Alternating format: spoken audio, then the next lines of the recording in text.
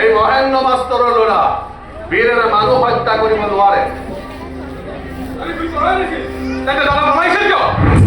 কিন্তু ঘৰলৈতো আহিব পাৰিলেহেঁতেন। চৌধুৰীয়ে বিপদত পেলাব বুলি কিজানি সি পলাই গৈছে। ঠিক তই মনে থাক। দেউতা চৰকাৰে দাদা পলাতক বুলি ঘোষণা কৰিছে। 15 দিনৰ ভিতৰত ধৰা নিদিলে জীৱিত অথবা মৃত অৱস্থাত হ'লেও ধৰা দিব পাৰিব। তেওঁক চৰকাৰে 5 লাখ টকাৰ পুৰস্কাৰ দিব। পুৰস্কাৰ ঘোষণা কৰিছে তাৰমানে সেই পুৰস্কাৰটো তই ল'ম বুলি ভাবিছ নেকি? নহয় দেউতা, আপুনি মোক ভুল নুবুজিব। দাদাক অন্তত মই জীয়াই ৰাখিব পাৰিম। আপুনি যদি জানে তেতিয়া কওক দেউতা। আনন্দত হয়তো দাদা নিৰ্দোষী প্ৰমাণিত হ'ব পাৰে। এই কথা তই মোৰ ল'ৰা অপূৰ্ব ঠাকুৰীয়াই কৈছ নে DSP অপূৰ্ব ঠাকুৰীয়াই কৈছ?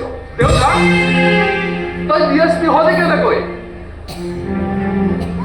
বীৰেনে মেট্ৰিক পাছ কৰাৰ পাছত নিজৰ পঢ়া শুনা এৰি সামান্য মহলি চাকৰিটো কৰি তহঁতক ডাঙৰ মানুহ কৰিলে। সি নিজৰ কথা নাভাবিলে। সিটো তোতকৈ কোনো গুণে কম নাছিল।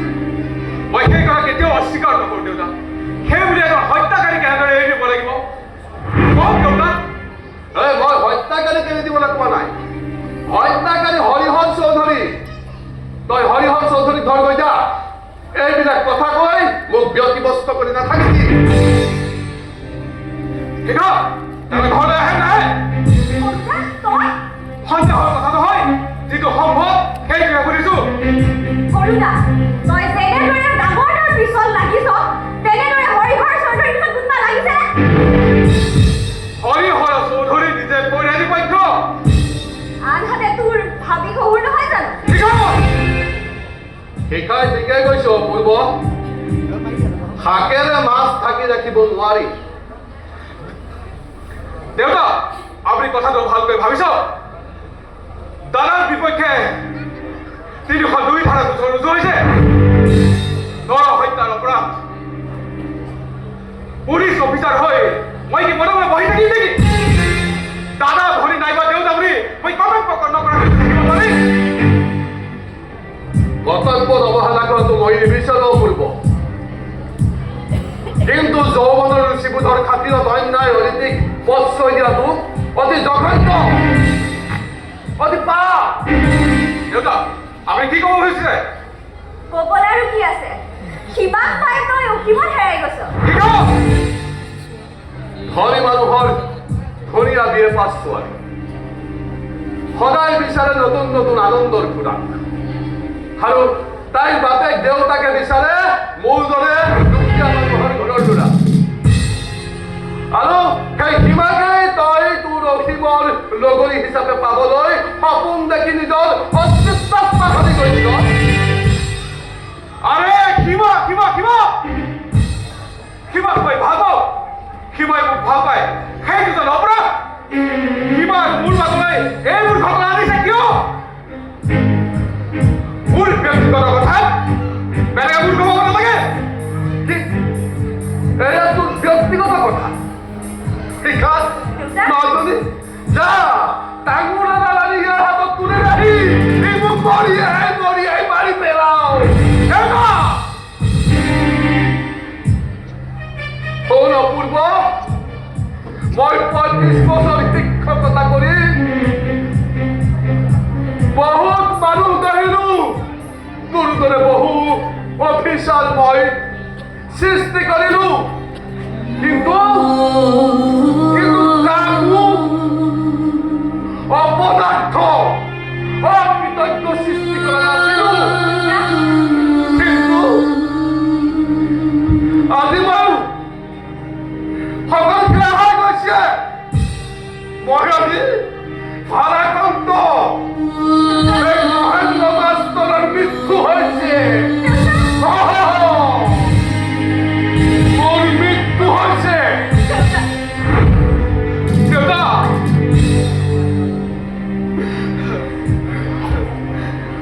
মই আপোনাৰ ল'ৰা হিচাপে সদায় দেউতা। মই DSP অপূৰ্ব ঠাকুৰীয়াক সুধিছো বিৰাট ক'ত আছে? DSP ডিএসপি অপূৰ্ব ঠাকুৰিয়া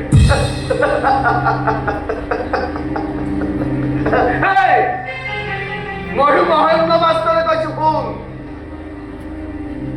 বীৰেণ ঠাকুৰীয়া মই নহয় মই তাৰ কথা একো নাজানো মোক সেইবোৰ শুনি ব্যতিব্যস্ত নকৰিবি তই ওলাই যা ইয়াৰ পৰা যদি মই পাহৰি যাওঁ পিতা পুত্ৰৰ সম্পৰ্ক ঠিক আছে তেন্তে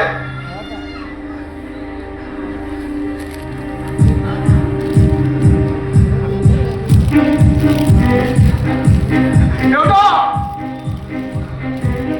কি হ'ল দেউতা বুলি মাতিছ যে ডিএসপি সহবস্তৰ ব্যৱহাৰ নকৰে কিয় লাজ লাগে নহয় অকৃতজ্ঞ চকু ফুটা দিন ধৰি তহত তিনিটাক মই বুকুৰুম দি ডাঙৰ দীঘল কৰিছিল সংসাৰৰ গধুৰ বুজাবিলাক অকলে কঢ়িয়াই মই ভাগৰি পৰা নাছিলো কেৱল তহঁতক ভাল মানুহ কৰাৰ স্বাৰ্থ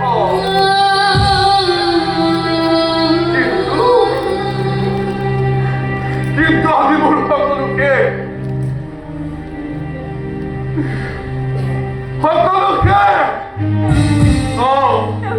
মই আজি নিসংগ দাদা বলি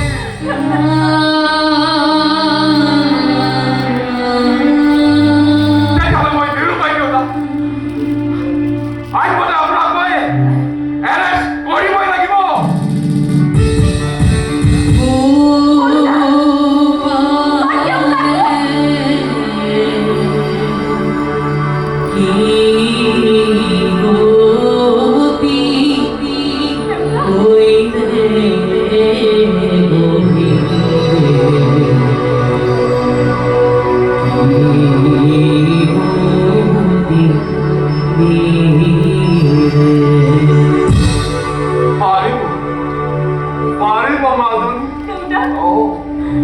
ডিএসপি সাহেবে আনক নোৱাৰিল নিজৰ বাপেকক এৰেষ্ট কৰিব পাৰিব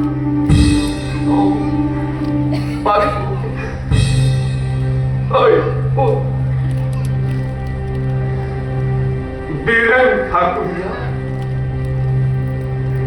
হত্যা কৰা নাই বীৰেণ মোৰ সন্তান এই মহেন্দ্ৰ মাষ্টৰৰ সন্তান বীৰেণ মানুহ হত্যা কৰিব নোৱাৰে তইও নোৱাৰ নহয় নহয়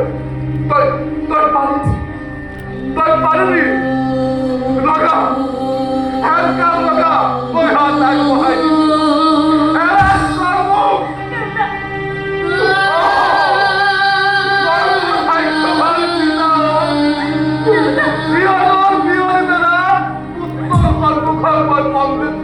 স্বীকাৰ কৰিছো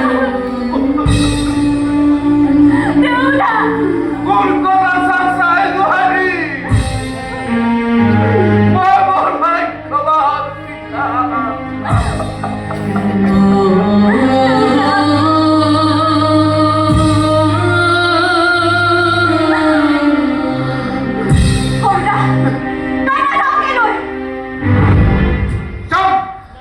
কিন্তু দাদাৰ বিষয়ে ক'বই লাগিব জানো মই চব জানো কিন্তু জানিলেও এটা অকৃতজ্ঞৰ আগত মই একো নকওঁ কি কৰিব পাৰিবি তই মোক কি কৰিবি তেতিয়াহ'লে মই নিৰূপায় দেউতা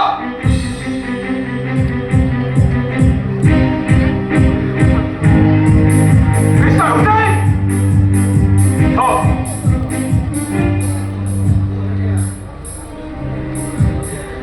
দেউতা মই সেই কোৱাৰৰ লগত খুজিছো বীৰেণ ঠাকুৰৰ বিষয়ে আপুনি কি জানে কওক বীৰেণ ঠাকুৰে ক'ত আছে ডিএসপি সাহেব হ'ল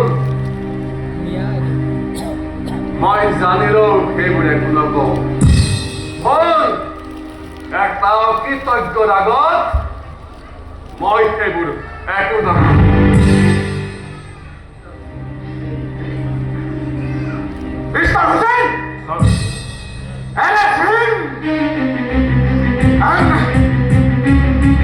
bring to the locker.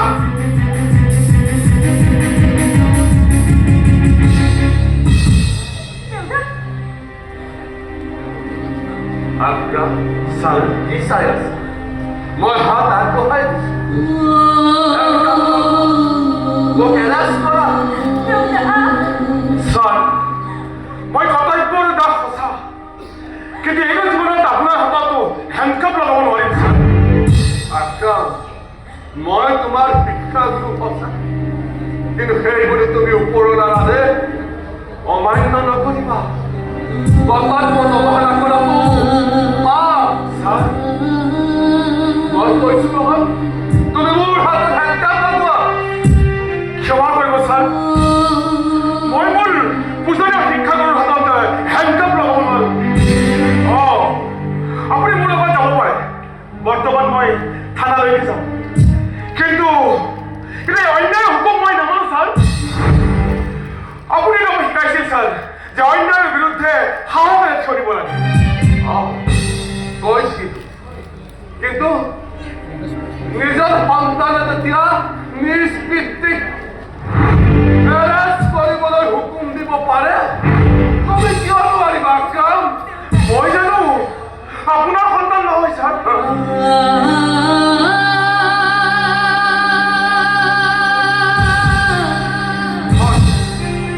তুমি মোৰ সন্তান মোৰ প্ৰাণৰ সন্তান মানুহ মোক যদি থানাৰ পৰা আনি দিয়া মই ঘূৰি আহি তোক চাম